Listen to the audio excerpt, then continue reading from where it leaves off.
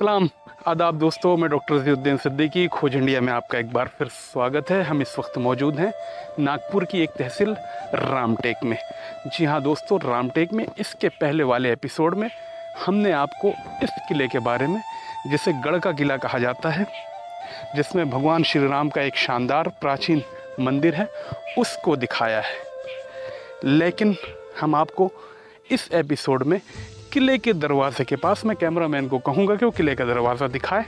किले के दरवाजे के पास एक शानदार बहुत कदीमी मस्जिद वाक़े है, जिसे रामटेक की पुरानी शाही मस्जिद कहा जाता है। ये देखिए आपके सामने जो नज़र आती है, ये रामटेक की कदीम शाही मस्जिद है और इस मस्जिद के ठीक सामने में एक मज़ार नज़र आता है।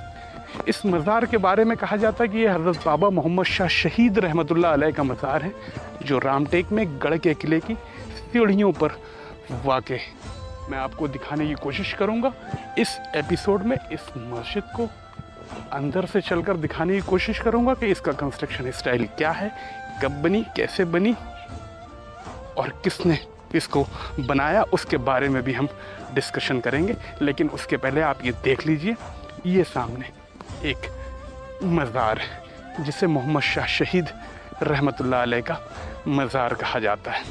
और ये पुरानी तारीख़ी मस्जिद जो बिल्कुल रामटेक गढ़ मंदिर, गढ़ किले के दरवाज़े के ऊपर वाक़े है। दरअसल दोस्तों, ये भोसलाओं की सहिष्णुता की सबसे बड़ी निशानी है कि उन्होंने अपने 200 साल के राजपाट में गढ़ मंदिर के दरवाजे पर इतनी शानदार मस्जिद को कायम और दायम रखा। आप देखिए, हम अंदर भी चलेंगे और देखने की कोशिश करेंगे कि इस मस्जिद में और क्या क्या है। मैं कैमरामैन को कहूँगा कि वो मेरे साथ आए। सबसे पहले मैं कैमरामैन को कहूँगा कि वो इस तरफ से दिखाए। देखिए, अगर हम पीछे से देखने की कोशिश करते हैं तो हमें यहाँ पर 2 मीनार नज़र आते हैं, दोनों तरफ जो पीछे की तरफ है। और इस मस्जिद का जो निर्माण है पत्थरों से किया गया है। जी हाँ दोस्तों, हम आपको अंदर भी दिखाने की कोशिश करते हैं कि अंदर क्या क्या मौजूद है।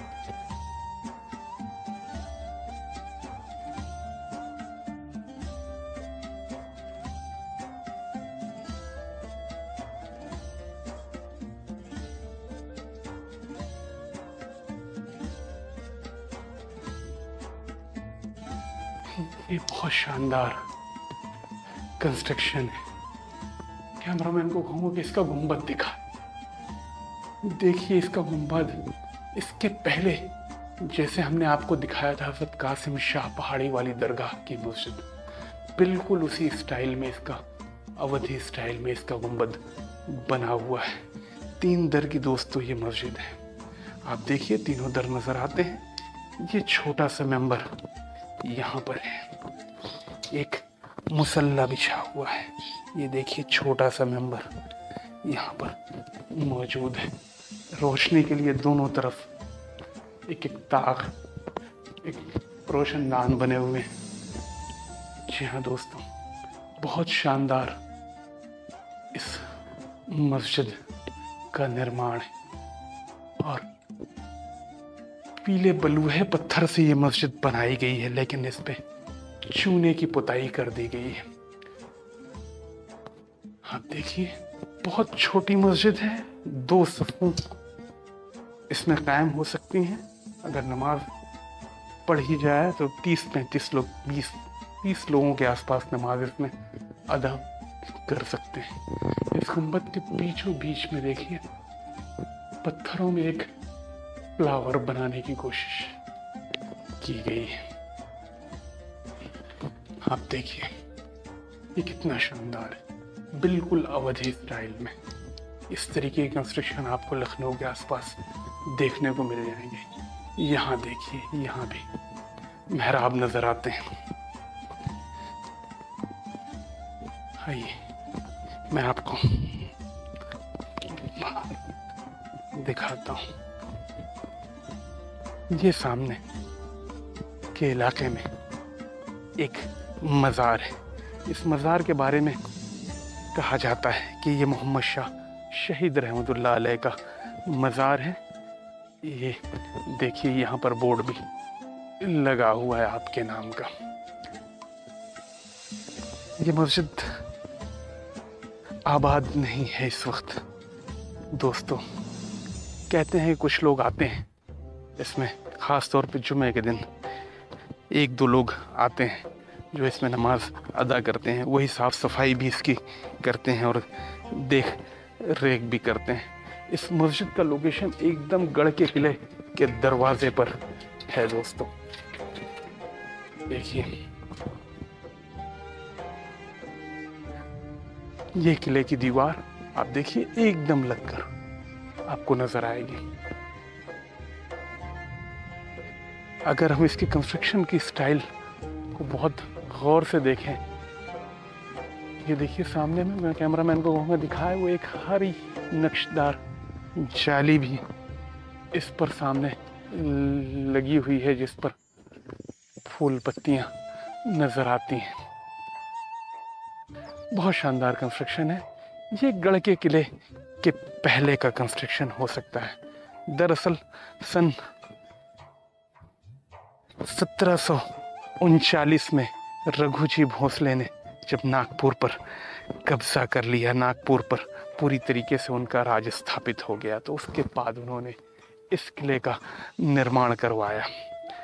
कुछ इतिहासकारों का और स्थानीय लोगों का कहना है कि ये मस्जिद और ये मज़ार उसके पहले से यहाँ पर मौजूद थे, लेकिन अधिकतर लोगों से हमने यहाँ पर बातचीत की। उनका कहना है इस मस्जिद के बारे में कि ये भोसलों के सिपाहियों के लिए बनाई गई थी और मोहम्मद शाह शहीद रहमतुल्लाह अलैह के बारे में यहाँ के लोगों का कहना है, स्थानीय लोग जो दुकानदार हैं यहाँ के, उनका कहना है कि ये भोसलों के रेजिमेंट में बड़ी पोस्ट पर थे। जी हाँ दोस्तों, आपको पहले भी हम बता चुके हैं, पिछले एपिसोड्स में भी बता चुके हैं कि रघुजी भोसले के पास बाकायदा एक अरब रेजिमेंट होती थी जिसमें बहुत सारे अरबी सिपाही होते थे। दरअसल रघुजी भोसले का जो शासन काल था वो बहुत ज़्यादा धर्मनिरपेक्ष था। अगर हम रघुजी फर्स्ट की बात करें तो उनके पास अली करावल खान और मोहम्मद खान जैसे बहादुर सिपह सालार थे। उसके बाद अगर रघुजी सेकंड की बात करें तो सिद्दीक अली खान को कौन नहीं जानता, उनके बेटे नवाब कादर अली को कौन नहीं जानता, सादुद्दीन साहब को कौन नहीं जानता। रघुजी थर्ड की बात करें तो उनके पास जमालुद्दीन जैसे मुस्लिम सिपह सालार थे। और शायद इसलिए किसी शायर ने कहा है कि वतन की इसी मिट्टी को हिंदुस्तान कहते हैं। ये मज़ार राम मंदिर के गेट के ऊपर, ये मस्जिद राम मंदिर के दरवाज़ों के ऊपर भोसलों के शासन काल में भी कायम थी और आज भी कायम है। पूरी साफ सफाई के साथ लोग इसका आदर करते हैं। वतन की इसी मिट्टी को हिंदुस्तान कहते हैं। धर्मनिरपेक्षता की शानदार मिसाल पेश करती हुई ये मस्जिद और ये मोहम्मद शाह शहीद रहमतुल्लाह अलैह का मज़ार जो गढ़ के किले के दरवाज़े पे यानी भगवान श्री राम मंदिर के दरवाज़े पर आज भी बहुत शान व शौकत से कायम है। सिर्फ अगर कमी है तो नमाजियों की यहाँ पर कमी है। नमाज कायम इस मस्जिद में नहीं है। 1-2 लोग आते हैं जो 1-2 वक्त की नमाज़ें इसमें अदा करते हैं, लेकिन इसका अदब व एहतराम स्थानीय लोग बहुत शान से रखते हैं और कहते हैं कि भोसला शासकों का भी हुक्म था कि इस मज़ार के ऊपर हमेशा चादर पेश की जाए और इसे संरक्षित करके रखा जाए।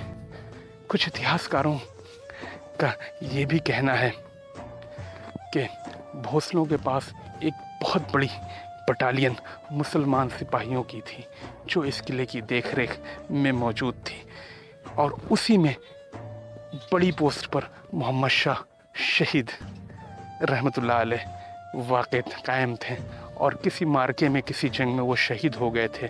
उसके बाद उनको यहाँ पर दफन किया गया है। लेकिन कंस्ट्रक्शन स्टाइल को देखने के बाद ऐसा लगता है कि ये हूबहू हज़रत कासिम शाह रहमतुल्लाह अलैह, इसके पहले वाले एपिसोड में जो हमने आपको बताया उससे मिलता जुलता कंस्ट्रक्शन है। ये उसी दौर की हो सकती है, यानी भोसलों की आमद के पहले, इस किले के निर्माण के पहले की ये मज़ार हो सकती है। किंवदंतियाँ बहुत सारी हैं। मैं डॉक्टर रज़ीउद्दीन सिद्दीकी, कदीम शाही मस्जिद, रामटेक, नागपुर।